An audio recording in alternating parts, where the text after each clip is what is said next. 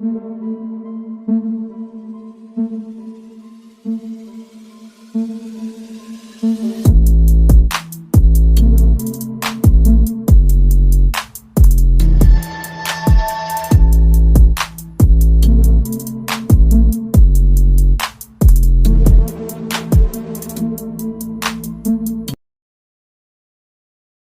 test is in 4 parts: Part 1, Part 2, Part 3, and Part 4. Now look at Part 1. Part 1. You will hear a telephone conversation between a client who wants to rent short-term accommodation and a rental agent. First, you have some time to look at questions 1 to 5.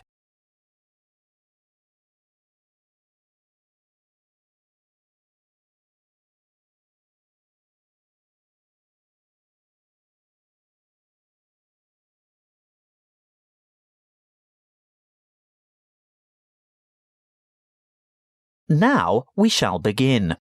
You should answer the questions as you listen, because you will not hear the recording a second time. Listen carefully and answer questions 1 to 5. Good morning. Ace Accommodation. How can I help you? Good morning. I'd like to organise some short stay accommodation on the Gold Coast, please. Certainly. Who am I speaking to? Miss McKinley. Sylvia McKinley. Could you spell your family name for me, please? It's Macklinlay. Thank you. And your first name is Sylvia? Yes. Is that with an I or a Y? A Y, the old-fashioned way. That's Sylvia. Thank you, Miss McKinley. Now, just for our records, can you tell me what country you live in? Of course.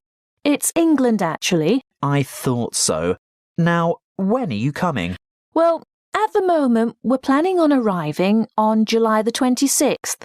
Oh, the 25th. That's the last day of the public holiday, and it might be difficult to find something available on that date. No, we're coming on the 26th of July.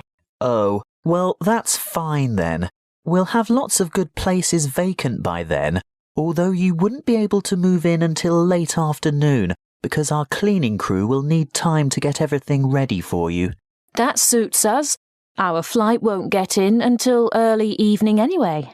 How many of you will there be? Just my sister and myself. And how long do you intend to stay for? Oh, only a couple of weeks. We'd like to stay longer, but we'll have to get back to work. So, you're not coming on business then? No, it's just a holiday. Why? What difference does that make? Oh, you'd be surprised. Business people have different needs. You know, wireless internet, even fax machines and photocopiers. No, we won't need any of that stuff. We'll be coming to relax and get away from all that kind of thing. Before you hear the rest of the conversation, you have some time to look at questions 6 to 10.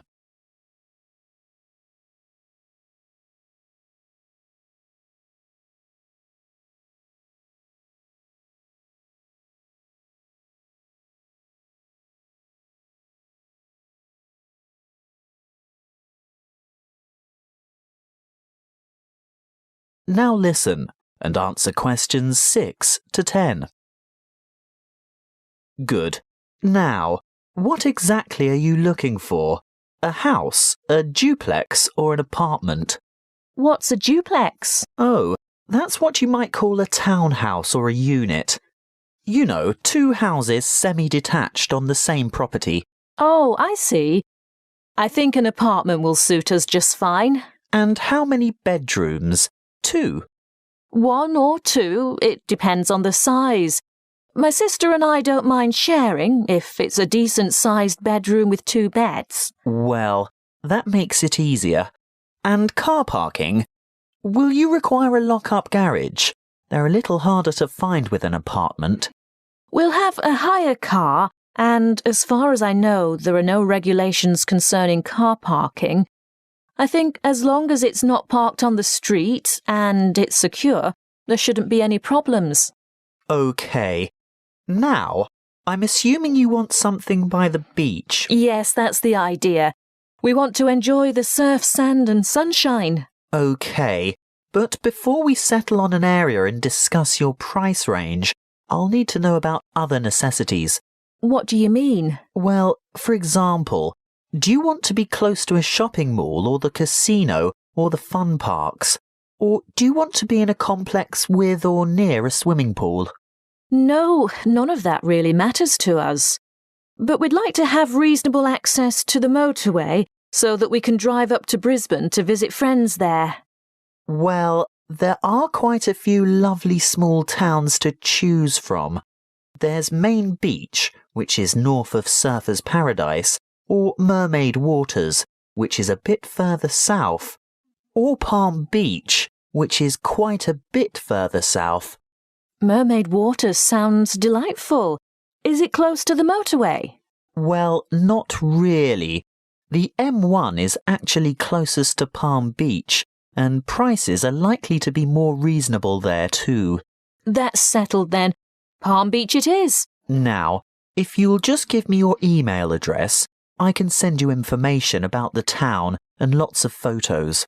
Well, my email is smac13@hotmail.com. And one final thing. How much are you looking to spend per week on accommodation? Do you want something at the luxury end of the market? You know, newly redecorated, great views, all the mod cons? Not necessarily. Could we get something clean, comfortable and reasonable for $1,200 a week? Could you stretch that to $1,500 a week? I've got a property in mind that you'll absolutely love, but you'd have to go to $1,500. $1,200 wouldn't cover it. All right then, but that's our top limit. Good. I'll get onto this straight away, and there should be something in your inbox shortly.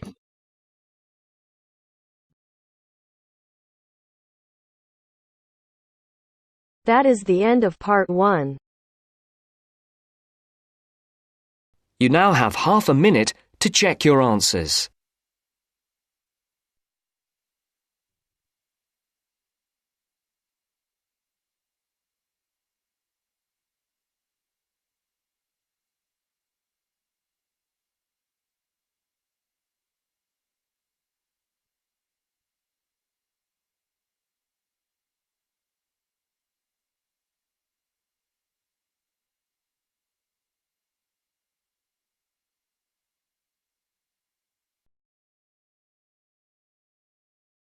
Now turns to part 2. Part 2. You will hear a student counsellor giving information and advice about further study. First, you have some time to look at questions 11 to 14.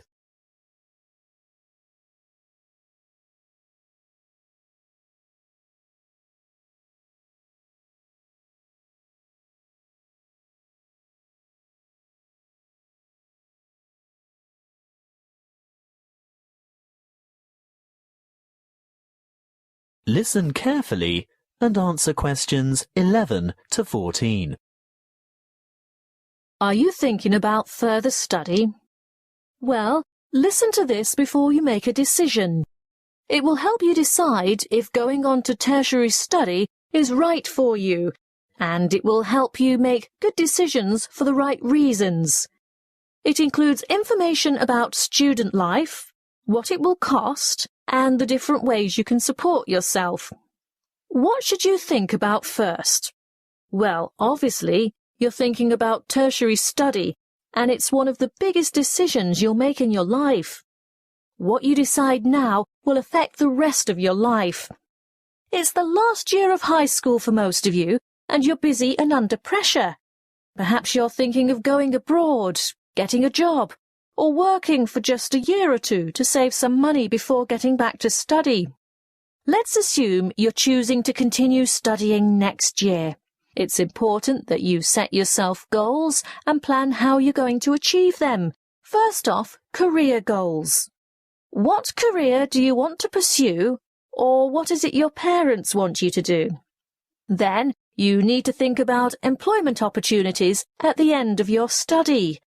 Will your qualification assist you in finding a rewarding job? Thirdly, course selection. Exactly what qualifications will you need?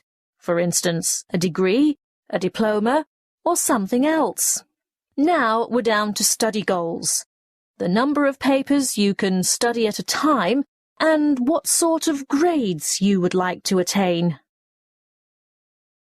Before you hear the rest of the talk, you have some time to look at questions 15 to 20.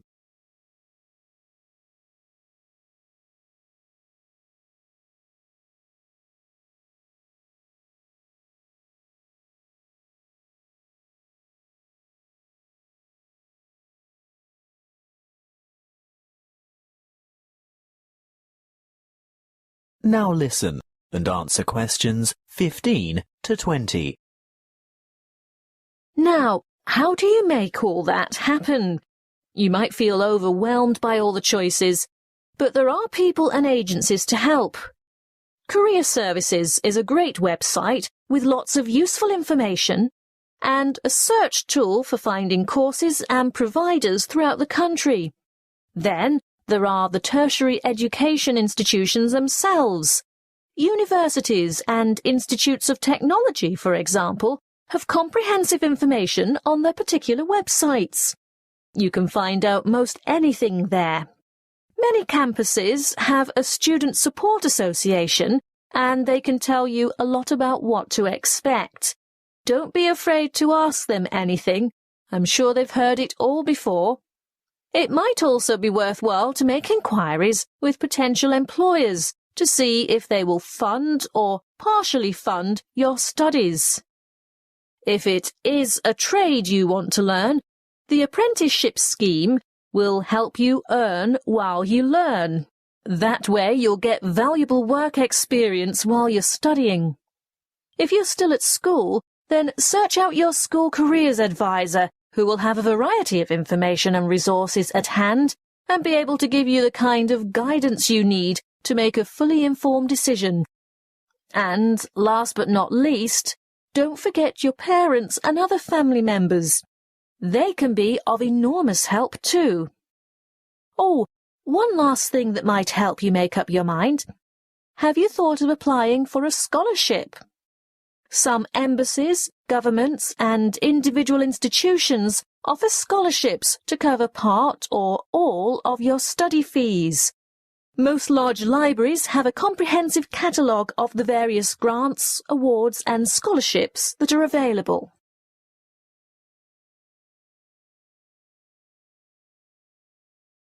That is the end of part 2.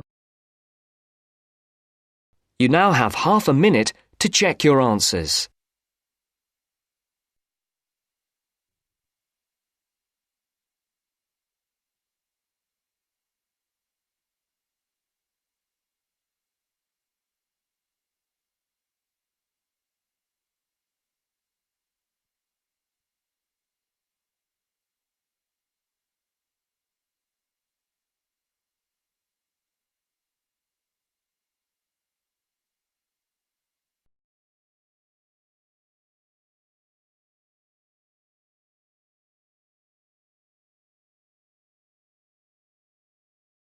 Now turns to part 3.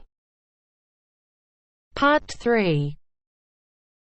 You will hear a conversation between a lecturer and a psychology student asking for advice about research methods.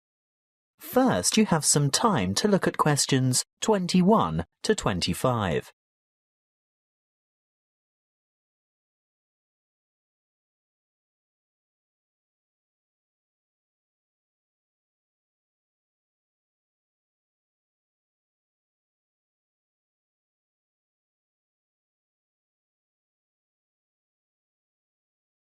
Listen carefully and answer questions 21 to 25.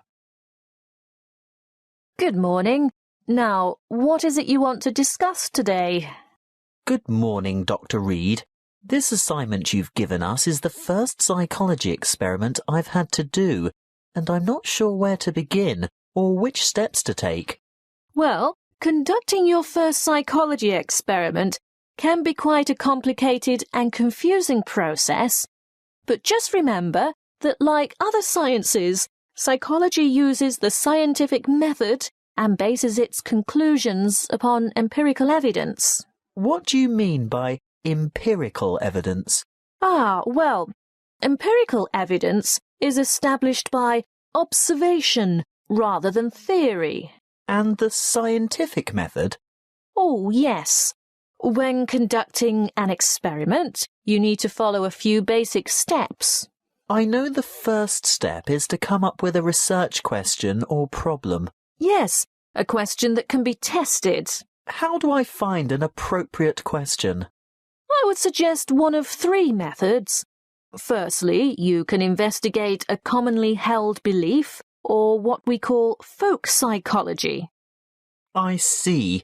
So I could examine the belief that staying up all night to study for an important exam can adversely affect test performance. That's right. In that case, you would compare the scores of students who stayed up all night with those of students who got a good night's sleep. I think I could do that. Well, alternatively, you might want to consider reviewing the literature on psychology. You know, published studies can be a good source of unanswered research questions. I'm sure you've read papers where the authors note the need for further research. So I would come up with some questions that remain unanswered. Correct. But there is a third source of ideas. Just think about everyday problems and then consider how you could investigate potential solutions. OK. Perhaps I could study various memorization strategies to find out which are the most effective. That's the idea. Next, you need to define the variables. You know, anything that might have an effect on the outcome of your research. Yes, I remember we learnt about that last week. Yes, that's right. Then you have to develop a testable hypothesis that predicts how the variables are related. For example, students who are sleep deprived will perform worse in an exam than students who are not sleep deprived. Exactly. Once you have developed a hypothesis, you must carry out background research. I can use books, journals, online databases and websites. Yes, all of those. I covered the reasons for background research in last Friday's lecture, didn't I? What you have to remember at this stage is to take careful notes and generate a bibliography of your sources. Before you hear the rest of the conversation, you have some time to look at questions 26 to 30.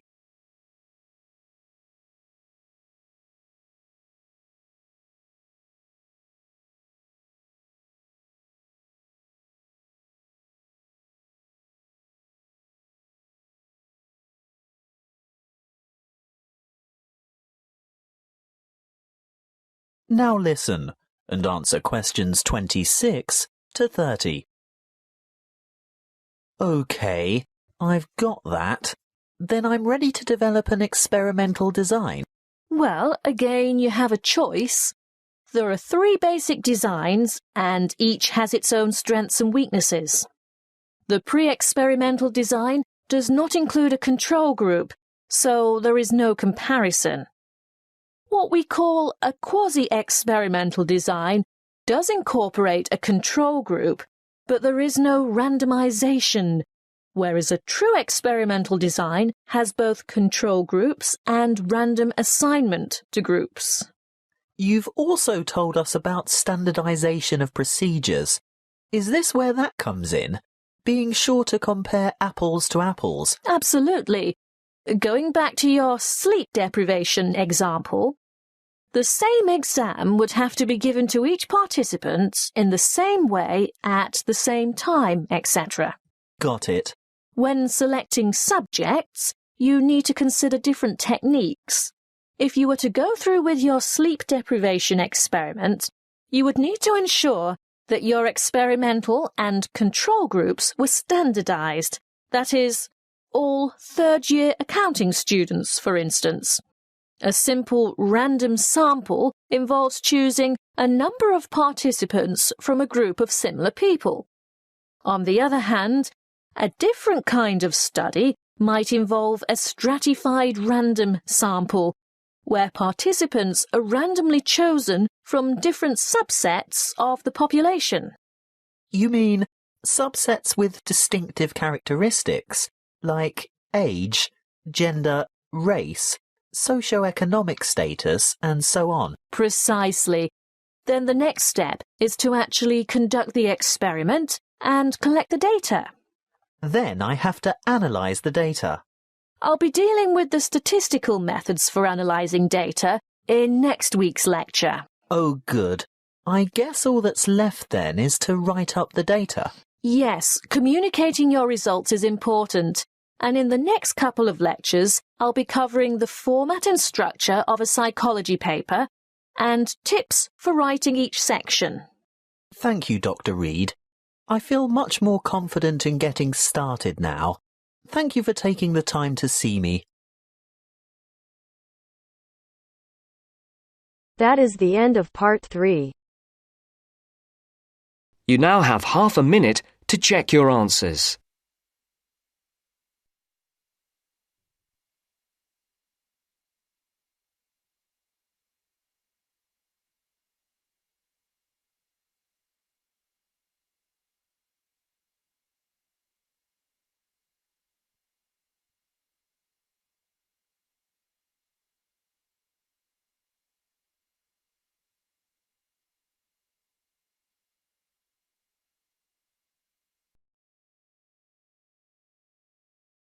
Now turns to part 4.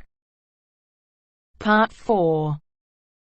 You will hear a talk by a health studies lecturer on anxiety. First, you have some time to look at questions 31 to 40.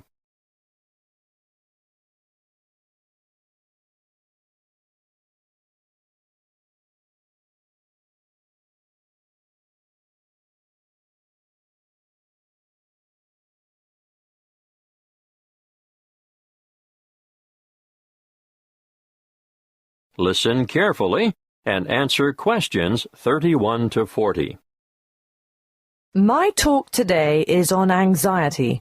Anxiety is something you've all experienced at some time in your life, so you'll know that it's an emotional condition in which feelings of dread, fear, and mental agitation predominate. However, what we call an anxiety state or anxiety neurosis or phobic state, they all mean the same thing, is characterized by anxiety reactions far greater than those normally expected for the circumstances, and these reactions may be severe and prolonged. This is the most common form of neurosis in westernized countries. Usually, normal anxiety decreases with repeated exposure to the feared situation, whereas a neurotic anxiety tends to increase. Gradually, the person is inclined to avoid the feared situation and views it with increasing dread. Sometimes there may be an inherited tendency for this, but usually environmental issues are more important. The individual may have been a worrier throughout life, and a stressful condition, just before symptoms set in, is common. Often there is a gradual build-up of anxiety, possibly for weeks or months, before the ultimate break occurs. The precipitating cause is usually one of great significance to the patient, often related to personal events, such as bereavement, a breakup, threats to career, health, or personal integrity. What are the symptoms of phobia? Well, phobic states often develop into severe, crippling challenges that can be very difficult to overcome. The person develops a fear of certain situations. It's not uncommon to have one or more of these present at the same time. I'm going to name some frequent phobias and give you a description of their symptoms. Let's start with agoraphobia, which is when the person has an intense anxiety about venturing outside the safety of the normal home surroundings. It may be impossible for this person to ever go out alone. Their fear of public or open spaces is completely irrational, and they often end up leading very secluded lives. Claustrophobia, on the other hand, is a morbid fear of closed-in areas or places. If you see me taking the stairs instead of the lift, think about it. Am I trying to get more exercise, or am I trying to avoid the confined interior of the lift? And I'm sure you all know people who are afraid of flying. Sometimes it's the fear of being enclosed in the aeroplane itself, and you can imagine how the cramped confines of airline toilets are really bad news for these sufferers. Now I'll move on to discuss social phobia, which, believe it or not, is more common in men. It's an acute anxiety that develops when they are in the presence of others. They feel self-conscious, apprehensive, and embarrassed. If attention, real or imagined, is focused on the sufferer, he becomes uneasy and may blush, stammer, or stutter. Some sufferers even develop tremors, shaking or trembling movements of a part or parts of the body. Or another very common sign of their extreme discomfort is that they perspire profusely on their palms, under their arms, or on their feet. That brings me to the last one that I want to mention today, and that is single phobia. And no, it's not a fear of lifelong bachelorhood. This one is actually precipitated by an acute aversion to dogs, cats, spiders. You may have heard of the term arachnophobia. Well, it applies specifically to spiders, but any single thing can basically cause a strong aversion. Snakes, frogs, mice, or rats, for instance. I can assure you the list is unlimited. You name it, and someone is sure to have a phobia about it. Some people are terrified of the dark, for example, and I'm not talking about young children here. You'd be surprised how many adults are afflicted in this way. Well, I see our time is up. Next week I'll go into some of the treatments and therapies for phobias that have been used over the ages, and some of the relatively new drugs that have recently come on the scene.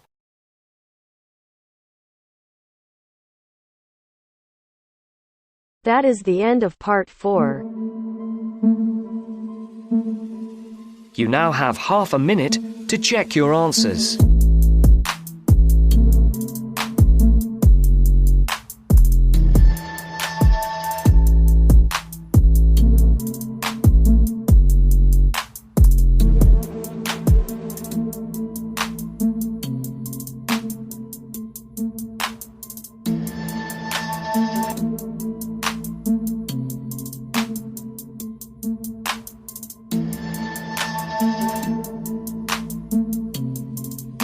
That is the end of the test. You now have 10 minutes to transfer your answers to your IELTS listening answer sheet.